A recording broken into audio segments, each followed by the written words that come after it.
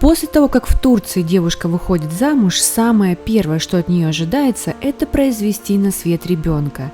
Женщины-акушерки, которые помогали при родах, назывались абе-кадын. Существовала традиция, что только женщина может быть акушеркой и присутствовать при рождении ребенка. Акушерство издавна считалось семейным занятием. Повитуха обучала ремеслу свою дочь или другую родственницу. Женщины-акушерки пользовались уважением и были достаточно обеспечены. Повитухи, которые заботились о женщинах гарема либо из других знатных семей, никогда не испытывали недостатка в финансах. Самой главной их особенностью, которая весьма ценилась, была возможность быстро явиться по первому требованию. Женщины-повитухи должны были быть чистоплотны и хорошо воспитаны. У всех благородных семей была личная повитуха, которая пользовалась доверием. Через 6-7 месяцев после наступления беременности абе-кадын приходила в первый раз к будущей матери. Она приносила с собой семена фенхеля и специальные амулеты – назар-катымы. Эти амулеты должны были оберегать молодую мать и ее ребенка от сглаза. Такой амулет состоял из нескольких составляющих. На лоскутке ткани голубого цвета писали несколько цитат из Корана. Ткань, называемую бахча, заворачивался этот лоскуток с цитатами. Туда же добавляли головку чеснока, квасцы и парочку голубых бусин.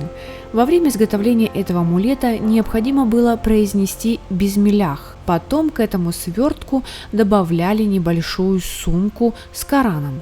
После того, как амулет был изготовлен, его помещали на стену, направленную в сторону Мекки. В исключительных случаях к роженице могли пригласить мужчину-врача. Только угроза для жизни молодой матери могла стать уважительной причиной, чтобы родственники прибегли к помощи лекаря-мужчины.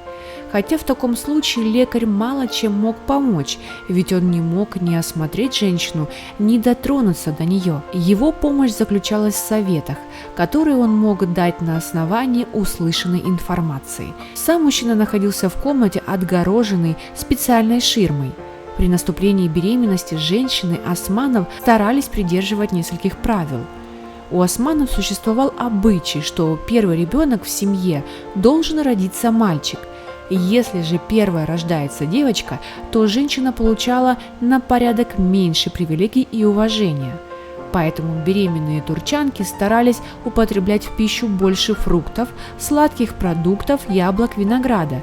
Горячая, острая или горькая пища вообще исключалась из рациона, так как существовало поверье, что в этом случае женщина обязательно родит девочку. А сладкая пища, наоборот, увеличивала шансы на рождение мальчика, хотя употребление стольких сладких продуктов вряд ли было полезно для женщины. Беременные девушки старались чаще любоваться луной, встречать красивых людей или наслаждаться ароматами роз. Это считалось хорошей приметой. Также существовали и определенные запреты для женщин в положении. Они не должны были ходить на похороны или видеть умерших людей. Запрещено было кушать мясо кролика, конину или рыбу. Также нежелательно для них было видеть обезьян и медведей. Еще дурной приметой считалось кушать что-либо украдкой. В следующий раз акушерка приглашалась на роды. Рождение ребенка с нетерпением ожидали не только родственники женщины, но и соседки. При начале потуг женщину усаживали в особое кресло для родов. Кресло имело специальное сиденье, высокую спинку и подлокотники. Перед появлением головки малыша акушерка и другие женщины, присутствующие на родах, произносили фразу «Аллах велик». А как только ребенок рождался, все присутствующие вслух свидетельствовали, что нет Бога, кроме Аллаха, и Магомед – пророк его. После рождения повитуха обрезала пуповину, обмывала ребенка и обсыпала принесенными семенами фенхеля 3 раза. Затем повитуха давала малышу пупочное имя. Оно всегда отличалось от имени, данного родителям ребенка. И интересно, что другие источники рассказывают о несколько ином ритуале рождения ребенка. Например, существует версия, что после рождения малыша посыпали солью, а не семенами фенхеля. А рот новорожденного смазывали медом. Считалось, это способствует тому, что у малыша будет красивый голос. В завершение новорожденного укутывали покрывалом синего цвета. Потом заворачивали в зеленую накидку и сверху повязывали красный пояс. После рождения Эйбек-1 оставалась с роженицей еще в течение 6 дней. Ей выдавали одежду и мыло, чтобы она могла привести себя в порядок, и чай из липы. После родов женщина набиралась сил, отдыхая на кровати. Рядом с ней клали Коран, головку лука и чеснока. Османы верили, что эти талисманы уберегут молодую маму и ее ребенка от порчи из глаза. На следующий день родным и близким сообщали радостную новость, а на 3-й день главный мужчина в семье давал малышу имя и благословлял его. Всю неделю за роженицей присматривали, не оставляли одну. Воду она не пила, ей приносили только щербет для восстановления сил. Спустя неделю малыша укладывали в деревянную колыбельку и устраивали праздник.